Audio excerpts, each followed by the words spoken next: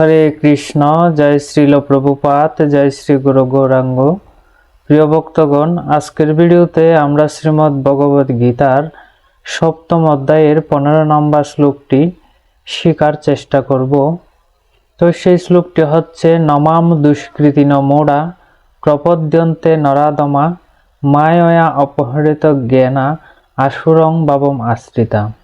আবারও বলছি, নমাম দুষ্কৃতিন মোড়া প্রপদ্যন্তে নরাধমা মায়য়া অপহৃত জ্ঞানা আসুরং বাবম আশ্রিতা।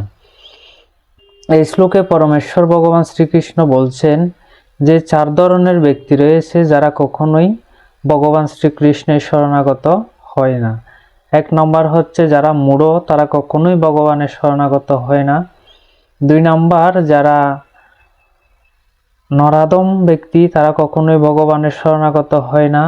3 নম্বর যারা মায়া অপহৃত জ্ঞানা, অর্থাৎ যাদের পাণ্ডিত্যপূর্ণ জ্ঞান মায়ার দ্বারা অপহৃত হয়েছে, তারা কখনোই ভগবান শ্রীকৃষ্ণের শরণাগত হয় না। যেমন তথাকথিত দার্শনিক বিজ্ঞানী যারা রয়েছে, তারা কখনোই ভগবানের শরণাগত হয় না।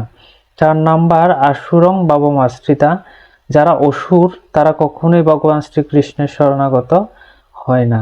তো এভাবেই এই 4 ধরনের লোক কখনোই ভগবানের শরণাগত হয় না। হরে কৃষ্ণ।